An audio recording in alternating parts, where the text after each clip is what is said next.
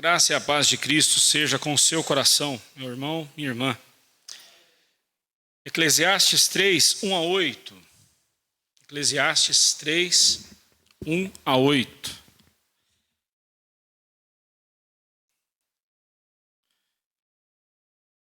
E assim diz a palavra de Deus: tudo tem o seu tempo determinado, e há tempo para todo propósito debaixo do céu. Há tempo de nascer e tempo de morrer, tempo de plantar e tempo de arrancar o que se plantou, tempo de matar, tempo de curar, tempo de derribar, tempo de edificar, tempo de chorar, tempo de rir, tempo de prantear, tempo de saltar de alegria, tempo de espalhar pedras, tempo de ajuntar pedras, tempo de abraçar, tempo de afastar-se de abraçar, tempo de buscar e tempo de perder, tempo de guardar, tempo de deitar fora, tempo de rasgar, tempo de coser, tempo de estar calado e tempo de falar, tempo de amar e tempo de aborrecer, tempo de guerra, tempo de paz. Oremos. Senhor Deus, nos últimos domingos nós temos visto este texto tão rico, tão profundo e tão desafiador para nós. E nele nós temos, ó Deus, visto que o tempo é uma criação do Senhor. É o Senhor quem governa, é o Senhor quem domina, é o Senhor quem dirige cada situação da nossa vida, cada momento da nossa vida, cada ocasião está, ó Deus, determinada pelo Senhor e cumpre um propósito teu. E assim, ó Deus, quando agora nos colocamos diante da tua palavra e pedimos ao Senhor que mais esta vez, neste texto, o Senhor esteja falando ao nosso coração o que o Senhor preparou para nós nesta manhã. Ajude-nos, ó Deus, a compreender.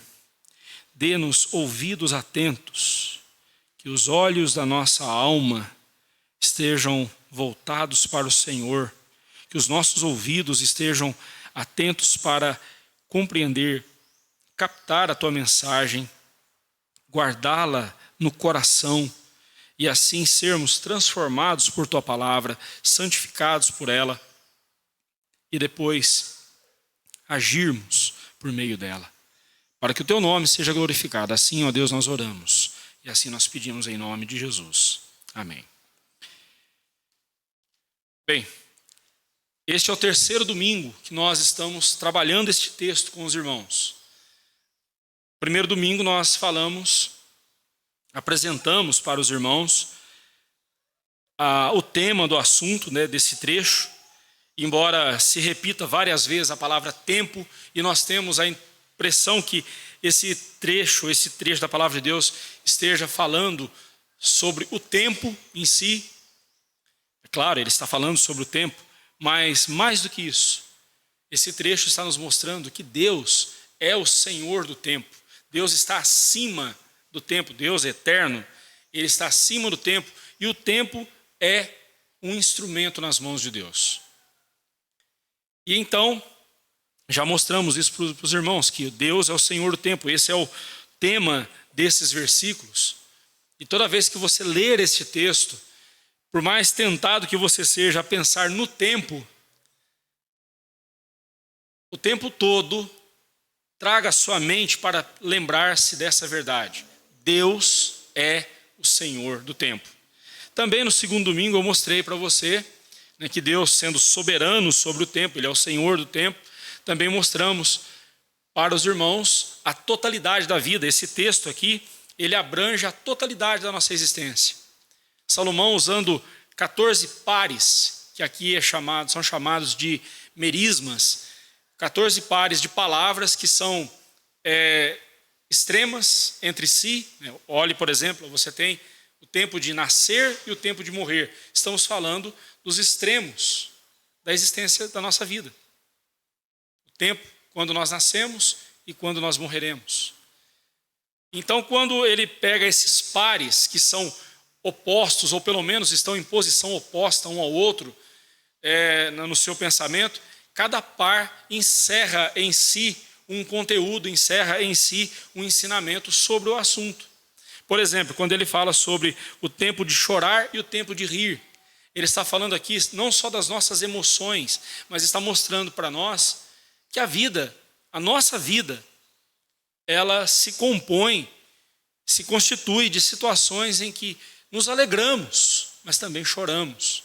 São realidades da nossa vida. E por mais que hoje em dia os pais fazem de tudo para não verem seus filhinhos sofrerem, pai, mãe, o sofrimento faz parte da vida e o sofrimento faz parte do crescimento. E assim nós vamos compreendendo cada par que Salomão foi utilizando aqui, cada um desses merismas. Semana passada eu encerrei, até o versículo 8 com você, esse assunto, abordando a totalidade da nossa vida, os vários assuntos que Salomão destacou aqui para falar sobre o tempo. Mas ainda, irmãos, resta para nós dois aspectos, dois pontos que eu preciso ressaltar com você neste texto, para que nós sejamos ainda mais edificados nesse trecho da palavra de Deus. O primeiro ponto, o primeiro aspecto, ainda falando sobre Deus como o Senhor do tempo, dentro desse assunto ainda temos dois aspectos. O primeiro dele, o caráter de Deus. O caráter de Deus. Esse trecho da palavra de Deus, assim como toda a Escritura, nos revela o caráter do Senhor. Mas o que sobre o caráter de Deus esse trecho nos revela? Primeiro, esses versículos, eles suscitam questões sobre o caráter de Deus aos quais nós devemos prestar atenção. As pessoas imaginam algo bem diferente daquilo que as Escrituras nos diz sobre Deus. Para muitos, inclusive muitos crentes, há um equívoco cometido, há um engano, um erro do coração das pessoas em pensar que Deus é mais isso do que aquilo. Por exemplo, você já viu alguma igreja por aí chamada Deus é amor? Até hoje eu nunca vi uma igreja chamada Deus é justiça. Eu já vi igrejas, eu já vi as pessoas dizendo, mas Deus é amor. E as pessoas gostam muito de falar do amor de Deus. E Deus é amor. Deus é amor. O amor encontra a sua fonte em Deus. O amor verdadeiro. Mas Deus também é justiça. Deus é misericordioso, sim. Deus ama derramar misericórdia sobre os corações. Mas Deus também é fogo consumidor.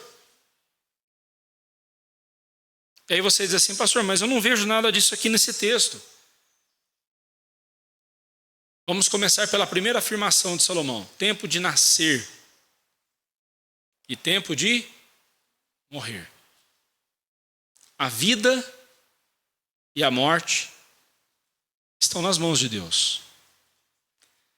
Gostamos de pensar em Deus como o doador da vida, mas a morte está no controle de Deus também.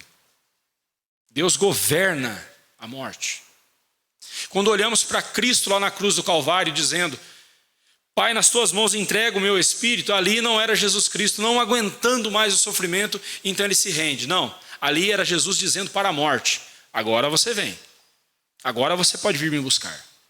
Porque afinal de contas, até na morte Jesus manda. E ele não morreu antes do tempo. Veremos isso daqui a pouco. Voltando aqui para o caráter de Deus. Nós não podemos jamais separar os atributos de Deus. Quando nós olhamos Salomão dizendo que há tempo de nascer e tempo de morrer, que há tempo de plantar e tempo de arrancar o que se plantou, há tempo de matar e tempo de curar, e assim por diante, tempo de chorar, tempo de rir, Salomão está nos dizendo o seguinte, que de Deus nós recebemos todas essas coisas. Lembra de Jó? Quando a mulher dele diz para ele, amaldiçoa teu Deus e morre. Ela, mulher, você fala como uma doida, como uma louca. De Deus eu tenho recebido tudo, tenho recebido todo o bem. Por que não receberia também um mal? De Deus eu recebo não só as coisas agradáveis, mas também eu posso receber coisas tristes, desagradáveis, como a morte, como uma enfermidade. E isso não mancha o caráter de Deus. Isso não torna Deus um Deus mau, ou um Deus perverso, ou um Deus que não se importa conosco.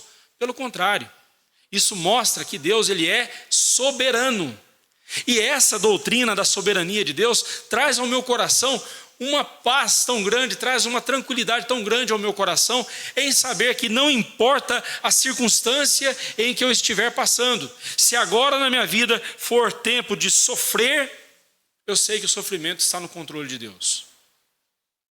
Se neste momento, na minha vida, é tempo de rir, é tempo de alegria, eu devo louvar a Deus e bendizer a Deus, porque Ele está derramando alegria sobre o meu coração.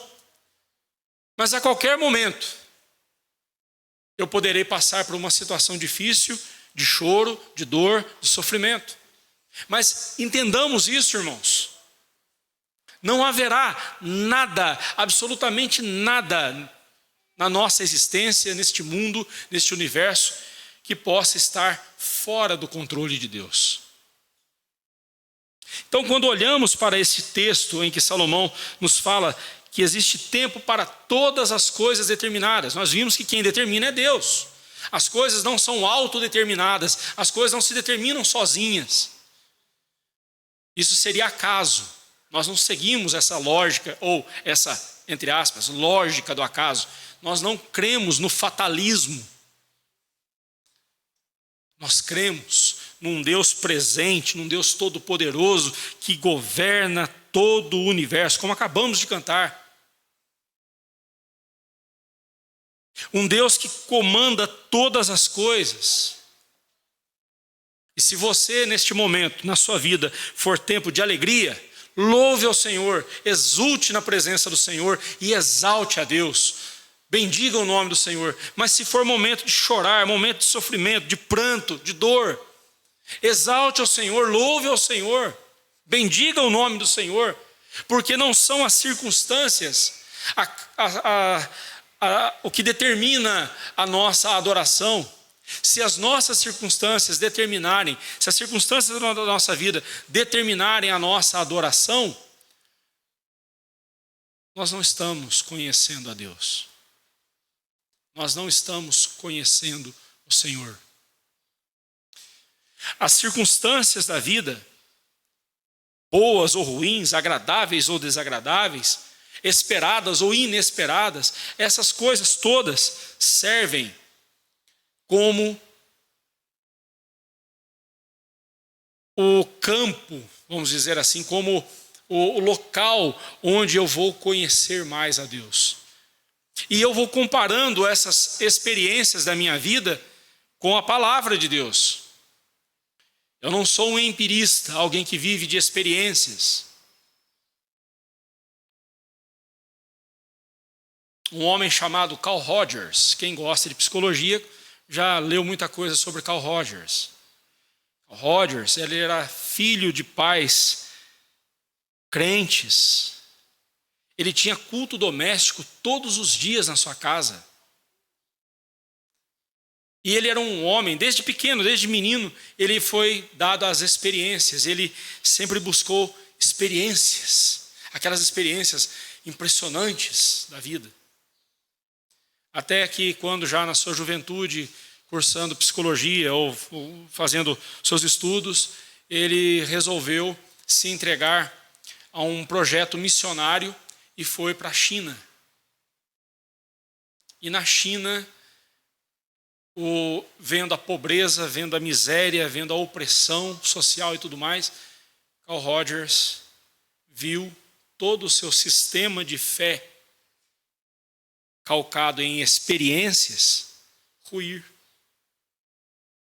E ele voltou de lá questionando Deus, voltou de lá questionando a fé cristã, questionando a Bíblia.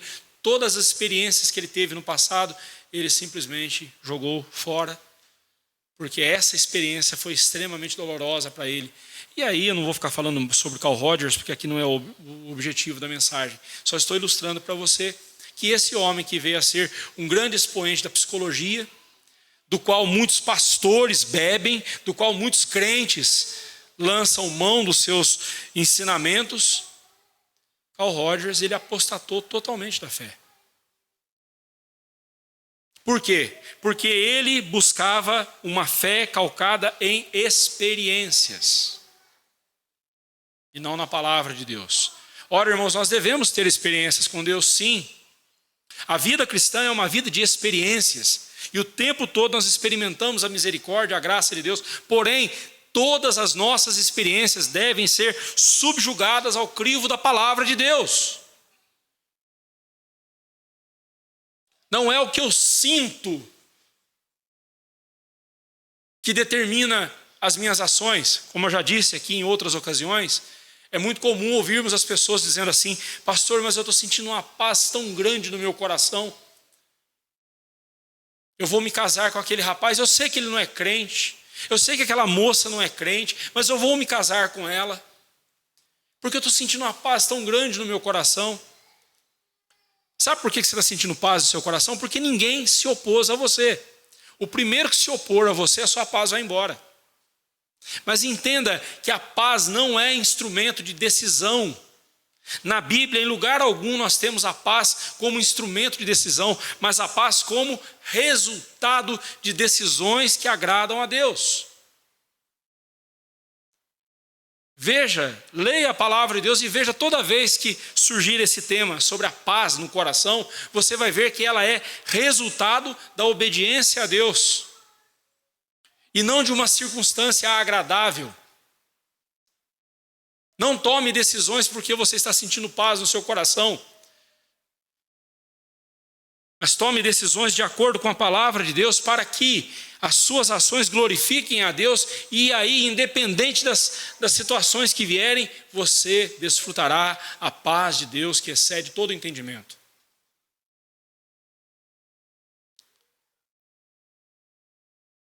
Não seja um Carl Rogers na vida e muito menos perca tempo com a psicologia dele.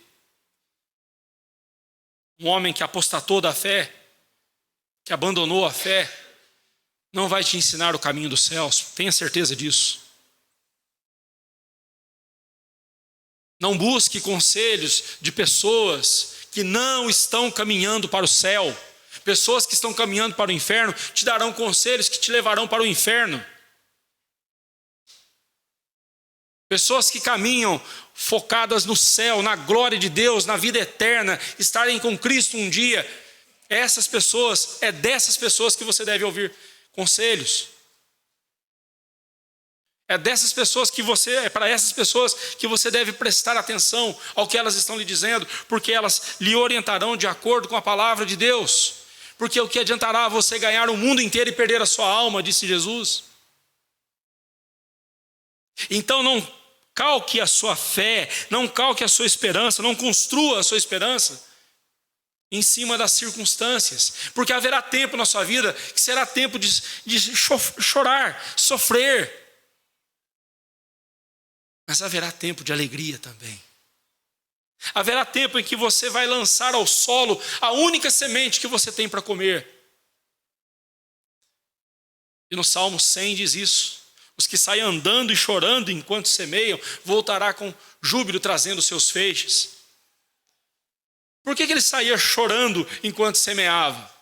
É porque o sol era quente? Porque plantar é cansativo? Não, é porque ele estava jogando no solo a comida que ele teria que dar para os seus filhos, o pouco de semente que ele tinha para dar para os seus filhos. Ele tinha de jogar no solo e tinha de confiar que Deus haveria de fazer prosperar aquela lavoura para depois ele colher e ter com que acudir os seus filhos. E muitas vezes na nossa vida é assim que acontece. Às vezes nós somos colocados por Deus numa situação em que nós temos que lançar o único recurso que a gente tem que lançar no chão, a gente tem que plantar aquilo. O único recurso que a gente tem. E aí a gente fica naquela dúvida, e agora? Mas é nessa hora de choro, de sofrimento, de aperto, que a gente vai vendo o cuidado de Deus conosco. E assim Deus, então, depois, quando vem a colheita, nós vemos a misericórdia de Deus. Nós vemos o cuidado de Deus conosco. Porque nós somos chamados por Cristo para andarmos em fé. Andarmos na fé. E não pelo que nós estamos vendo, mas pelo que nós um dia haveremos de ver. Isso é fé. Ainda sobre o caráter de Deus, então não caia nesse erro de dizer assim: Deus nesse momento está sendo mais amor do que justiça, ou Deus está sendo mais juízo do que misericórdia. Não. Seres humanos são assim. Seres humanos têm dificuldade de lidarem com as suas emoções.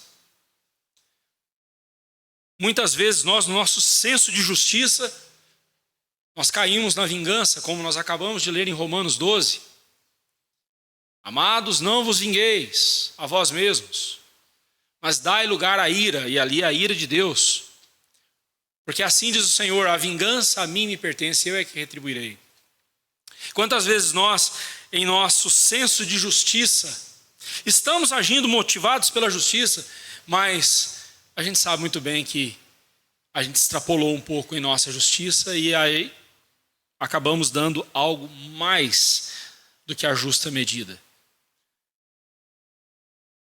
E esse algo mais é a vingança. Quantas vezes nós, pais, na hora de corrigir os nossos filhos, vemos o pecado no coração deles, vemos ali o pecado não no coração, mas nas ações, porque o coração da pessoa só Deus conhece. Mas vemos o pecado nas ações dos nossos filhos e estamos motivados pela justiça, pela santidade de Deus e pelo amor a Deus e pelo amor aos nossos filhos, de corrigir o pecado na vida deles, mas nos excedemos, vamos além do que deveríamos ter ido.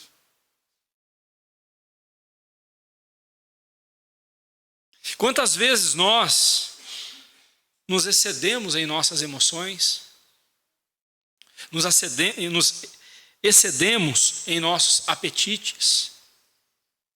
Está gostoso. Vou comer mais um pouquinho. Aí depois fica lá, ai, aquela azeitona. Foi azeitona, né? Aí na segunda-feira, sobe na balança desesperado, vai para a academia, malha feito doido para poder perder o que acumulou. Por quê? Descontrole. Aqui mesmo em Eclesiastes, eu já falei com você no capítulo 2 sobre o pecado da autogratificação. Você se afundou em situações difíceis e agora, então, entra num regime bravo, pesado na sua vida, quer seja financeiro, quer seja com alimento, seja o que for, mas você entra num regime de contenção na sua vida. E aí, vários dias naquela contenção, naquela situação difícil, de aperto, aí até que você diz assim: eu mereço, eu vou me dar ao luxo, eu vou me dar de presente tal coisa, e você se enterra totalmente de novo. Isso é autogratificação. Os seres humanos, os pecadores que somos, nós não sabemos lidar com as emoções, não sabemos lidar com as coisas que Deus nos dá, e nós sempre extrapolamos, ou às vezes a menos ou a mais. Às vezes não corrigimos os nossos filhos, não queremos corrigi-los para não sermos os pais chatos. Ou às vezes corrigimos demais, não porque nós estamos preocupados com o bem dos nossos filhos, é porque a gente não quer encheção de paciência, e eles estão nos enchendo a paciência, então a gente vai e extrapola, ou então a gente quer mostrar para os outros: olha só como eu sou um bom pai, olha só como eu sou um bom líder da minha casa. E aí quando meu filho, no meu caso, quando a minha filha revela a minha fraqueza, revela algum pecado meu, eu explodo em ira. Não é assim. Mas isso não acontece com Deus. Deus, no exato momento em que Ele está derramando o amor dEle sobre um coração, Ele também está derramando a sua justiça sobre aquela vida. Ele derrama sobre aquele coração a justiça de Jesus. E é pela justiça de Jesus que então o pecador é aceito na presença de Deus? Porque na conta do pecador, Deus coloca a justiça de Jesus, e na conta de Jesus, ele levou o pecado e a condenação do pecador. E assim agora o pecador pode ser aceito e aceitável na presença do Senhor Deus. Mas no mesmo momento em que Deus derrama o seu amor, Ele também derrama a sua justiça. No caso dos ímpios, no exato momento em que Ele derrama também a sua justiça, Ele não está ali possuído de ira, de raiva, de ódio, Ele está derramando também o seu amor, não sobre o ímpio. Mas Ele age por amor do nome dEle. Veja Ezequiel capítulo 36, falando sobre o povo de Israel, que Deus falou: eu vou mandar vocês para o cativeiro, vocês serão punidos no cativeiro, disciplinados pelo cativeiro, mas depois eu vos ajuntarei aqui novamente, vos reunirei como meu povo, darei a vocês um coração, tirarei do peito esse coração de pedra e colocarei um coração de carne, aspergirei água pura sobre vocês, purificarei vocês. Mas antes ele diz assim: farei isso por amor do meu nome. Deus agindo por amor. Mas Ele está agindo por amor a si, não por amor ao pecador. E com isso Deus não é narcisista, com isso Deus não é um Deus vaidoso. Pelo contrário, isso é pecado dos seres humanos, das criaturas. Deus não tem pecados, Ele é puro, Ele é santo.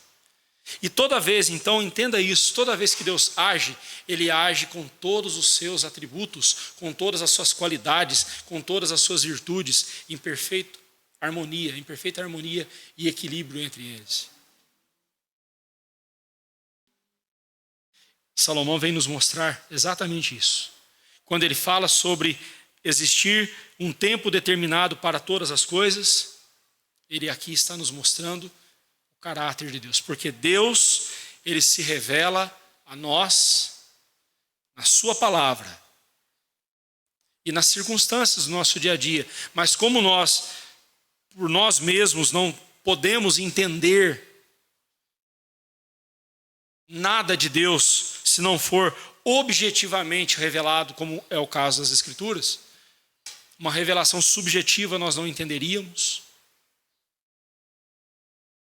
Saberíamos que Deus existe, como diz Romanos capítulo 1. Saberíamos que Ele existe, mas não saberíamos quem Ele era, quem Ele é, o que Ele quer conosco. Por isso Ele objetivamente nos deu a sua revelação especial, a palavra dEle. E então devemos olhar para todas as circunstâncias da nossa vida, todos os momentos da nossa vida, e submetê-los ao crivo da palavra de Deus. E entendermos que Deus está no controle.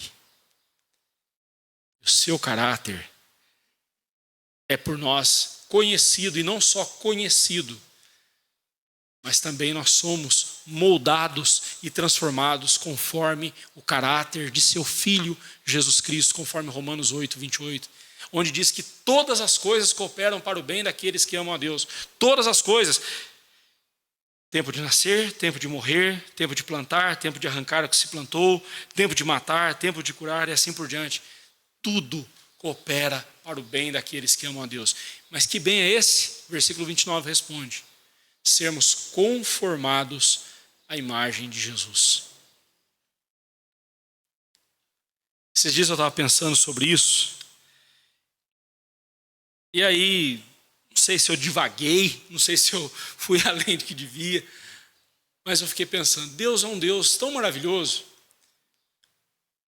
Olha como a criação de Deus ela é diversa. Não existe um ser humano na face da terra, e nem existiu nenhum ser humano exatamente igual a você. Tanto na fisionomia, quanto no caráter. Pode ser parecido, mas igual não existe. Você pode ser confundido com algum galã de Hollywood, mas você não é aquela pessoa. Somos seres únicos. Então Deus ama a diversidade. Eu vou tomar cuidado com essa palavra diversidade, porque hoje em dia está bem desgastada, né? Então, Não vou parar por aqui. Mas Deus,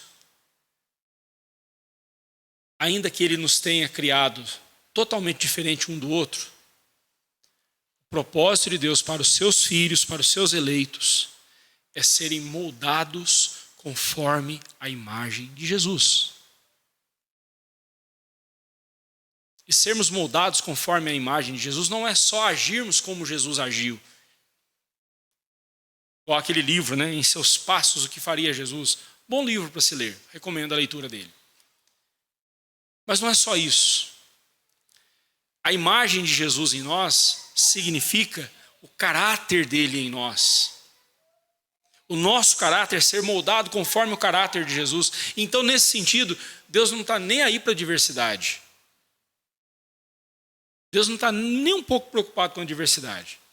Porque para Ele só importa uma imagem. Para Ele importa só um caráter, que é o caráter de Jesus. Seu Filho amado, em quem Ele tem o prazer, todo o prazer dele.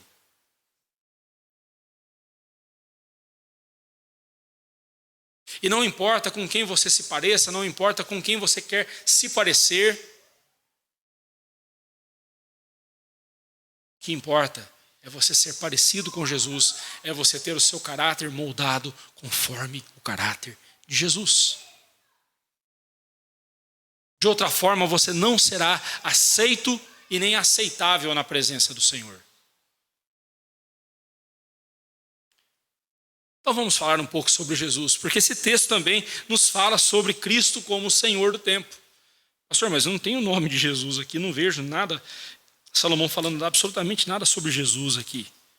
Você não está forçando o texto? Não, eu vou mostrar para você como que Jesus lidou com o tempo. Primeiro, os evangelhos nos mostram Cristo como aquele que sabia o tempo de todas as coisas e agiu no tempo certo. Alguém que não desperdiçava o seu tempo com banalidades, ele não perdia, ele não era aquele homem que dizia assim, agora eu vou matar um pouquinho do meu tempo, como a gente faz, né?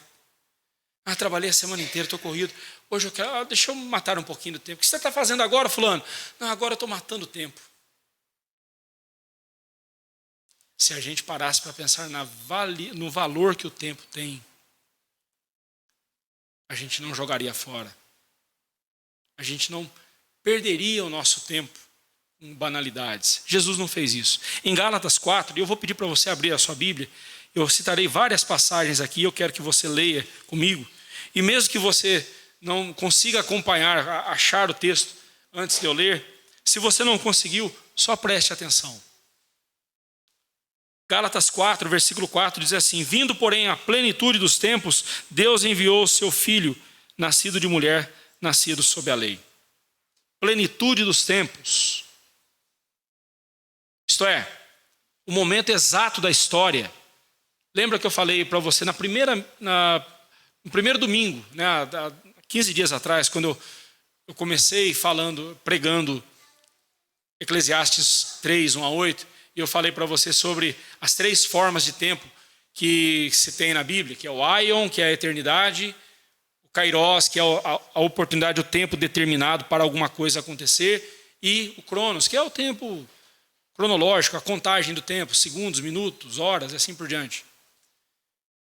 Então aqui está se falando do kairos de Deus, o tempo em que Deus determinou em que o seu filho deveria vir ao mundo. Então é isso que Paulo chama de plenitude dos tempos, ou seja, foi uma ocasião para a qual todas as coisas, todos os tempos convergiram, todas as ocasiões convergiram para aquele momento. Jesus não poderia ter vindo em 2024. Ele veio naquele exato momento que Deus havia determinado, porque foi o propósito do Pai. Então ele veio na plenitude dos tempos e agiu determinado, e agiu pela determinação de Deus, pelo tempo determinado que Deus havia estipulado. E o mesmo se observa em relação à sua morte. Diz a palavra de Deus em João, capítulo 7, versículo 30, que ele não morreu naquele momento porque não era chegada a sua hora. E ele não morreu antes da hora, ele morreu na hora determinada por Deus. E quando chegou o momento da sua morte, nos diz a palavra de Deus em Romanos 5, 26, que morreu a seu tempo pelos ímpios. Ou seja, morreu no tempo exato, na hora marcada por Deus. O mesmo pode ser dito da ressurreição de Jesus, que ocorreu no terceiro dia, tal como Deus havia determinado. E se você ler o texto de Lucas, capítulo 24, 45 e 46, onde fala da ressurreição de Jesus, você vai ver na nota de rodapé embaixo ali, você vai ver que a ressurreição de Jesus ao terceiro dia era o cumprimento da profecia de Oséias, capítulo 6, versículo 2. Ou seja, séculos antes de acontecer, Deus havia determinado, Deus havia anunciado que o seu filho morreria, seria sepultado, mas ficaria 3 dias na sepultura. Então, os 3 dias da sepultura de Jesus, até isso foi determinado por Deus, estava nos planos de Deus, e Jesus não ressuscitou nem um pouco antes, nem um pouco depois. Por quê? Porque Deus havia determinado que era o terceiro dia. E Jesus ressuscitou assim, ao terceiro dia. Cristo plantou a sua igreja.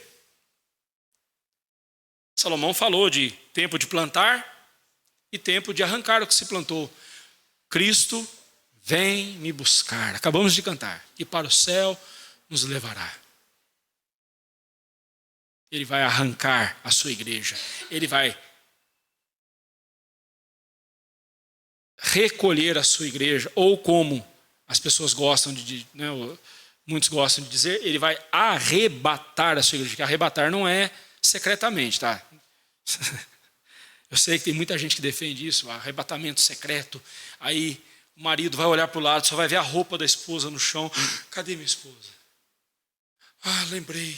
Ela disse que Cristo ia arrebatar. E aí vem aquela... Aí tem até livro, tem até filme, né? Deixados para trás, que já começa errado pelo nome, né? Que deixado tem que ser para trás mesmo, para frente você não deixa nada. Para frente você joga, né? Para trás você deixa. Tem que ser deixado. Já começa por aí, né? Mas tudo bem.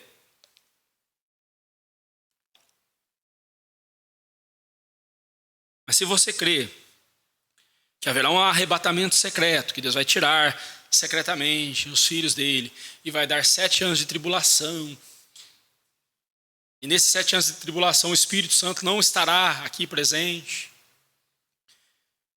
e dizem que nesses 7 anos haverá algumas conversões. Eu pergunto, como pode haver conversão sem o Espírito Santo? Mas eles não me explicam, mas tudo bem.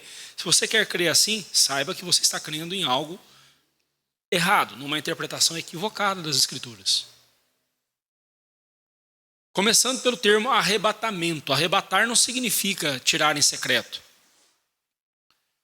Não faça agora não, senão você vai se distrair. Mas chega em casa, pega o dicionário, pega o Google e digita lá a palavra arrebatar. Você vai ver o significado.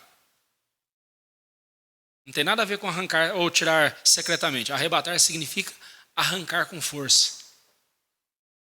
A ideia é aquela ideia da colheita, né? Quando você arranca a planta. Eu lembro quando eu plantava feijão com o papai. Plantávamos feijão lá na nossa várzea. E chegava o dia de colher o feijão. E a gente arrancava o pé de feijão. A gente arrancava todo o feijão, com o pé e tudo. Isso é arrebatar, é arrancar, puxar com força. Jesus plantou a sua igreja e ele prometeu que um dia a arrebatará, a recolherá. Você pode ver isso em Mateus 15, verso 13. Essa promessa do Senhor Jesus de arrancar a sua igreja e recolhê-la para si. Todos os milagres que Jesus realizou foi no tempo certo. Lembra da transformação da água em vinho? O primeiro milagre público do Senhor Jesus. Maria chega e tenta. Eles, mulher, aqui tenho eu contigo, não é chegada a minha hora. Não é a hora de fazer o milagre ainda. Espera. Tem a hora certa de acontecer. Passados alguns dias da festa, quando era costume dos anfitriões ali de dar a festa, né, o dono da festa, era costume deles deixarem o vinho de péssima qualidade para depois. Já que estava todo mundo bêbado mesmo, então qualquer vinho servia. E aí naquela festa, o vinho havia acabado, Jesus pega então as talhas de água e transforma em vinho. E aí vem o mestre-sala e diz assim, puxa vida, fala para o dono da festa, como é que você faz uma coisa dessa? É costume servir o melhor vinho primeiro, e depois que tiver todo mundo bêbado, aí você dá o vinho que você tiver, o vinagre que você tiver, aí você dá para a pessoa. Mas não, você deixou o melhor vinho para depois. Jesus tinha o tempo certo de agir. Ele nunca fez nada fora do seu tempo. Lembro também das mesas dos cambistas lá no templo, lá em Lucas 19, 45. Ele derruba aquelas mesas e fala que a hora estava chegando. E a casa do pai dele não era casa de comércio, era casa de oração para todos os povos. E sob a confissão de Pedro, tu és o Cristo, Filho do Deus vivo. E em cima dessa confissão de Pedro, Jesus então diz, Pedro, também digo que tu és Pedro, pedrinha, pedregulho. E sobre esta pedra, falando de si mesmo agora, sobre esta pedra, dá até para imaginar Jesus batendo a mão no peito e dizendo assim, e sobre esta pedra edificarei a minha igreja. Aí alguns entendem que a pedra era Pedro, mas nem Pedro entendeu assim. Se você vai ler as cartas de Pedro, o tempo todo ele chama Jesus de a pedra angular, a pedra fundamental, a pedra de esquina. Em momento algum Pedro fala assim, eu sou a pedra. Não. A pedra fundamental é Jesus, o fundamento da igreja, sobre o qual estão os apóstolos, a doutrina dos apóstolos, e sobre essa doutrina está a igreja de Cristo, juntamente com a mensagem dos profetas. Cristo é a pedra fundamental, é a base, é o fundamento da igreja. E assim, então, no tempo certo, Jesus Cristo plantou a sua igreja. Jesus sabia o tempo certo de cada emoção. Diante do túmulo de Lázaro, o que ele fez? Chorou. O menor versículo da Bíblia, né? Jesus chorou. João 11, 38 ou 35. Jesus chorou. Ele não escondeu as suas emoções, não escondeu a dor que a morte traz ao coração daqueles que perderam seus entes queridos. Ele não ignorou isso, ele chorou. Também chorou no topo do monte, ao ver a rebeldia de Jerusalém, e disse, Jerusalém, Jerusalém, queria tanto te acolher debaixo das minhas asas, como a galinha acolhe seus pintinhos. Mas você matou os meus profetas. E em pouco tempo estaria matando o próprio Senhor Jesus. Ele chorou diante da rebeldia do povo. Mas também ele exultou de alegria, exultou no seu espírito, quando ele viu o triunfo dos discípulos, os 70 discípulos que voltaram felizes e exultantes, dizendo, Senhor, até os demônios se nos submetem. E Jesus falou, mas não se alegrem por causa disso, isso é o de menos. Vocês devem se alegrar porque o nome de vocês está escrito no livro da vida. E aí nós temos uma verdade que nós devemos trazer para o nosso coração. Não importa a obra que nós fazemos para Cristo. O que importa é a obra que Cristo está fazendo em nós e através de nós. Não é o meu nome que vai ficar aqui, não é o nome do fundador, dos fundadores dessa igreja que vai ficar aqui, ainda que eles não serão esquecidos, mas não é isso que importa.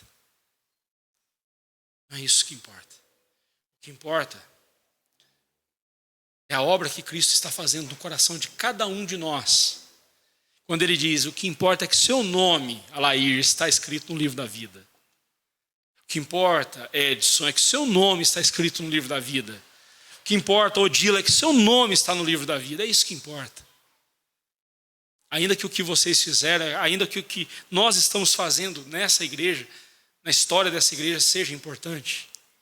Mas não é isso o mais importante. O mais importante é o que Cristo está fazendo em nós.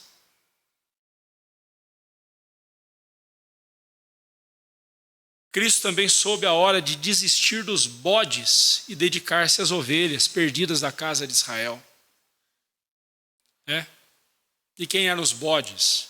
Nosso irmão Jorge falou agora há pouco aqui na escola dominical. Cristo veio não para buscar os que se acham santos, que se acham bons, que se acham justos. Ele veio para buscar aqueles que olham para si e dizem assim: Senhor, sê propício a mim, pecador, tem misericórdia de mim. Jesus acolheu fariseus. A maioria deles foi rejeitada por Deus, por Jesus.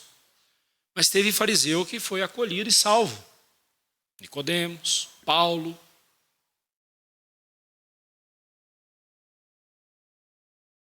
Então, mas não houve um pecador, não houve um arrependido, que pecador todos nós somos. Mas não houve um só arrependido que, lamentando o seu pecado, não foi acolhido por Jesus. Não houve e jamais haverá. Então chegou o momento em que Cristo simplesmente disse: deixa os mortos sepultar os mortos, não lancem pérolas a porcos, não deem aos cães o que é santo. Voltemos para aqueles que estão arrependidos, para a ovelha perdida, para a dracma perdida, para o filho perdido, e o acolhamos, e os acolhemos na presença do Senhor. E a igreja deve fazer o mesmo. Sabe aquele colega seu de trabalho que de tanto você falar do evangelho para ele, e ele já está zombando de você, já está rindo da sua cara? Talvez esteja na hora de você mudar a sua forma de falar do evangelho para ele. Talvez esteja na hora de você, ao invés de falar do amor de Jesus, da graça de Jesus, do perdão de Jesus, esteja na hora de você falar do inferno para ele. Esteja na hora de você falar da justiça de Deus. E que Deus não vai levar em brincadeira aqueles que levam ele em brincadeira. Deus não amenizará a situação daqueles que zombam dele. Talvez seja essa a hora. Esse é o momento. De fazer como Jesus fez, deixar os bodes e agora concentrar-se nas ovelhas perdidas que precisam do evangelho, precisam da graça de Deus e estão sedentas, estão sofrendo e não aguentam mais sofrimento e não sabem para onde vão, não sabem da verdade do evangelho, estão perdidas, desesperadas, angustiadas, até que ouçam a bendita verdade do evangelho e descubram que há salvação para elas, de graça, em Cristo Jesus.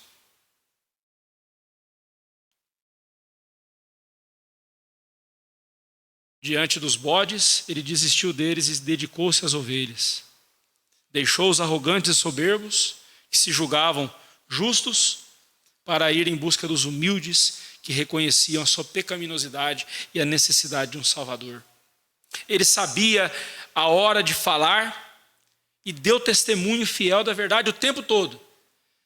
Mas quando foi a hora dele ficar calado diante dos seus algozes, ele ficou calado.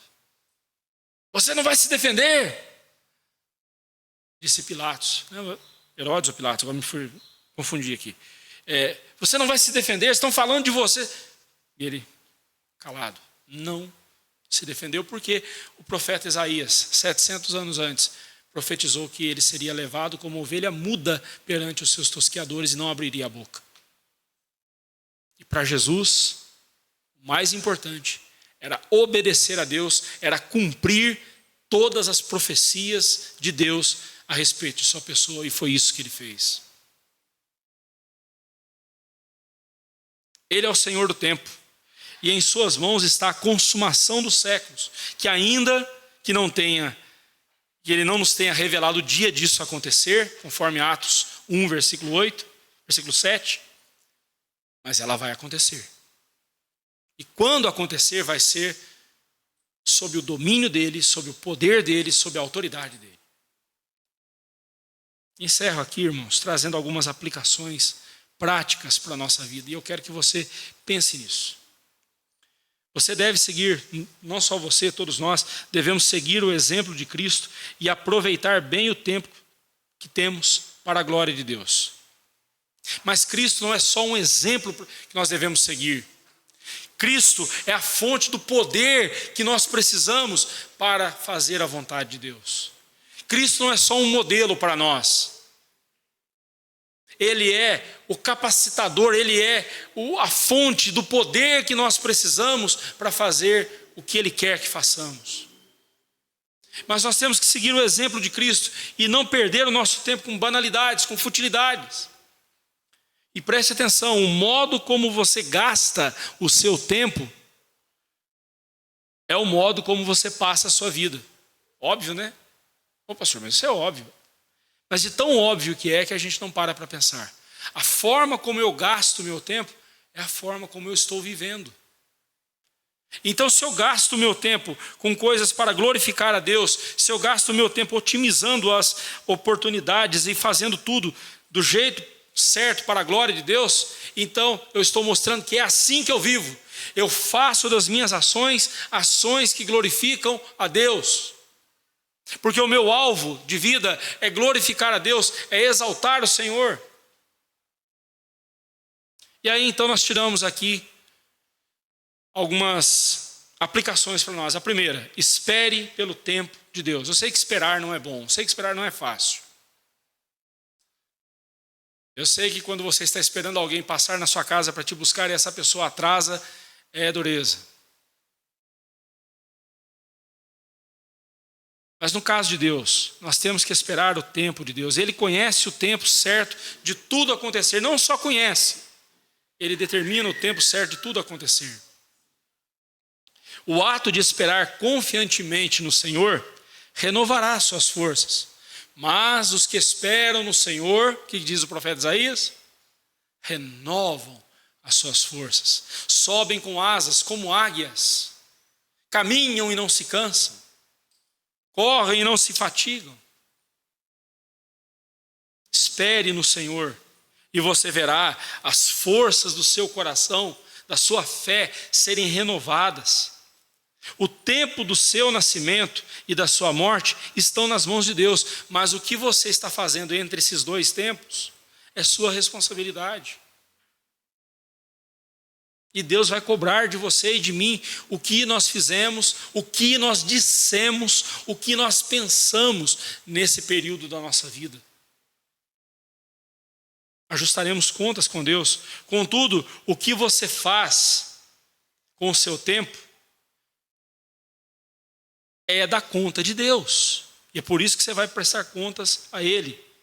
Diante das incertezas que surgirem na sua vida, espere em Deus o momento certo de agir e de agir certo. Porque não basta só agir, tem que agir certo também. Melhor do que ação nenhuma, melhor você agir errado do que ação nenhuma. Não, irmãos. Qual versículo da Bíblia diz isso para você? Não, eu prefiro errar agindo do que errar por omissão. Ok, onde está escrito isso na Bíblia?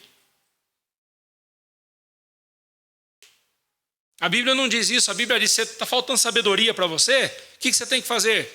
Peça ao Senhor. Peça ao Senhor e Ele lhe dará gratuitamente. Ele não vai jogar na sua cara, Ele não vai improperar, né, como diz Tiago.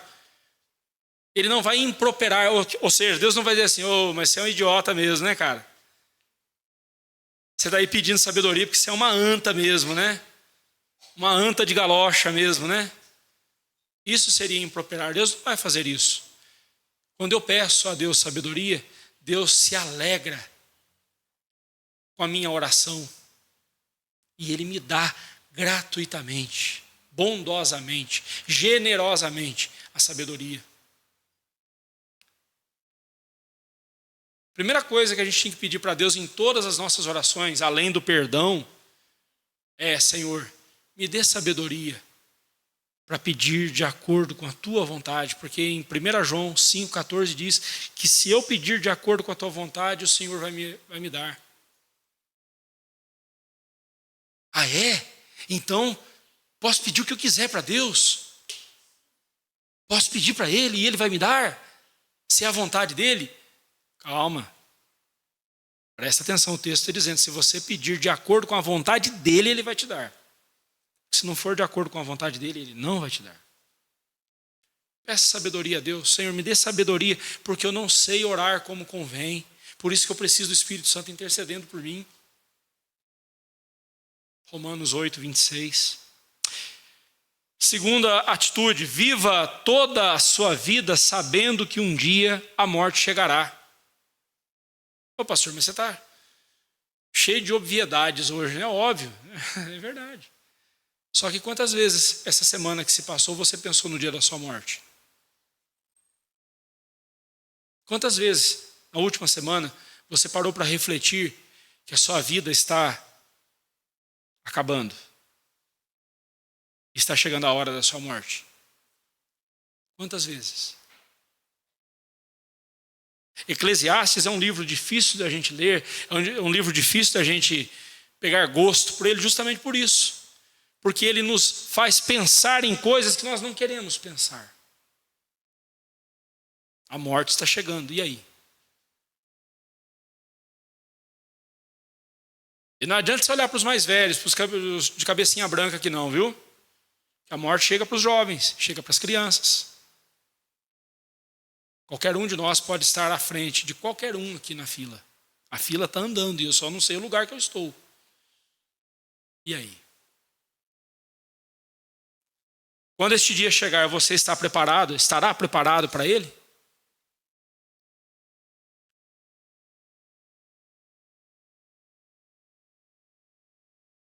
Quero morrer tranquilo como meu avô. E não como os 44 passageiros atrás dele no ônibus. Tem essa piadinha, né? Quero morrer tranquilo como meu avô. E não com os 44 passageiros desesperados gritando atrás dele. Eu não sei como será o dia da minha morte, como será o meu passamento, eu não sei como será. De repente vai ser num leito, cercado pelos meus. É o tipo de morte que todo mundo gostaria de ter, não é mesmo? Cercado pelos seus ali. Querida, não se esqueça. Assim, isso. Meu filho, não se esqueça disso. Meu netinho. Aí dizendo para todo mundo, aí fecha os olhos e parte.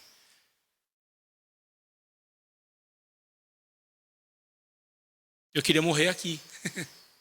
Eu queria morrer aqui pregando e de repente... vai ser ruim para vocês, né? Vai ser traumatizante para vocês. Mas para mim, né? Mas o que importa, o jeito que eu vou morrer, o que importa é o que vai vir depois. Estou preparado para isso? Estou preparado? O Visconde de Turenne, acho que é assim mesmo que pronuncia o nome dele, em 1675, na Batalha de Salzbach, ele disse o seguinte: eu não pretendia ser morto hoje. E naquele dia ele foi morto. Eu não pretendia ser morto hoje. O discípulo de Cristo deve estar pronto para morrer a qualquer momento. Qualquer momento que Cristo te chamar, você estar preparado. Deve ser como um viajante que está com suas malas prontas e a qualquer momento pode embarcar. Se você ainda não entregou a sua vida a Cristo, faça-o agora. Pois como nós lemos em 2 Coríntios 6, versículo 2, eis agora o tempo sobremodo oportuno. Eis agora o dia da salvação. Ou como diz Hebreus 3, 7, 8 e 15, hoje, se ouvirdes a sua voz, não endureçais o coração. Terceiro lugar, faça bom uso do tempo presente. Afinal, é só ele que você tem agora. O passado já foi. O futuro, para nós, ainda não existe. Deus já determinou, Deus já deixou já tudo encaminhado. Mas eu não sei. Para mim, para você, para ninguém aqui o futuro existe. Planejamos daqui a pouco almoçar, né? Será que vamos almoçar mesmo? Será que vai dar tempo? Não sei. Não sei do futuro. Eu só sei que o único tempo que eu tenho é o tempo presente. E se você vive amarrado ao passado, lamentando o seu passado, se eu pudesse voltar ao passado, eu faria assim. E tem muita gente que fica preso ao passado e não vive o presente. E o presente está te empurrando para o futuro. O que será o seu amanhã? Se Cristo não te chamar, se Cristo não te der muitos anos de vida, como você vai passar a sua vida? E aí a gente fica pensando assim, será que é da vontade de Deus que eu case com a fulana? Ou que eu vá para uma faculdade? Ou que eu compre uma casa em tal lugar? Será que essa é a vontade? E a gente sempre pensa na vontade de Deus lá no futuro. Irmão, foque na vontade de Deus agora, no presente. O que Deus quer que você faça nesse exato momento? Bem, nesse exato momento, Deus quer que todos nós aqui estejamos atentos à palavra dele. Se nesse exato momento você acordou, você estava dormindo até agora e você acordou, lamento dizer, mas você não estava usando bem o seu tempo. Se você está pensando assim, mas o pastor não termina nunca essa mensagem, eu quero ir embora. Você também não está usando bem o seu tempo. Você deveria se deleitar na palavra do Senhor. Foque em fazer a vontade de Deus agora. Como Deus quer que você haja nesse exato momento. E em todo momento da sua vida, em cada momento, você faça a mesma pergunta. Como Deus quer que você está lá no seu trabalho, como Deus quer que eu trabalhe? Minha esposa está conversando comigo, como que Deus quer que eu responda a minha esposa? E assim por diante. Abri meu celular, estou esperando alguém ali, deixa eu dar uma olhadinha nas redes sociais. Como Deus quer que eu poste coisas nas redes sociais? Não é pecado usar rede social não, tá, irmão? Agora, cuidado com a forma que você usa. Tá? Toma cuidado. Como você está usando o seu presente momento? Efésios 5,16, a Bíblia nos diz que os dias são maus. E porque os dias são maus, nós devemos remir o nosso tempo.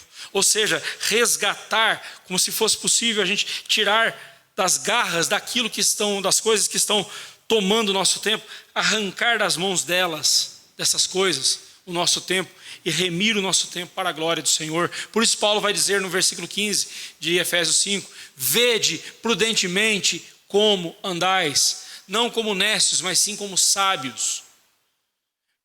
Vede, preste atenção, vede prudentemente como andais. Ou seja, prudentemente, esse advérbio de modo, quer dizer o seguinte, literalmente, um pé após o outro. Você testando o lugar onde você está pisando, para ver se você não está pisando numa areia movediça do pecado.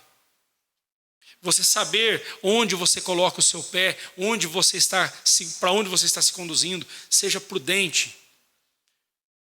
E é hora de remir o tempo, porque os dias são maus.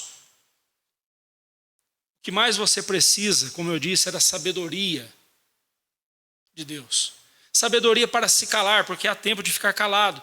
Mas há momento em que ficar calado também está errado, você tem que falar. Sabedoria para soltar alguém que você abraçou. O filho que cresceu e você sempre aninhou ele nos seus braços. Agora ele é um homem, agora ele é uma mulher. E tem que seguir a sua própria vida. Então é hora de soltar.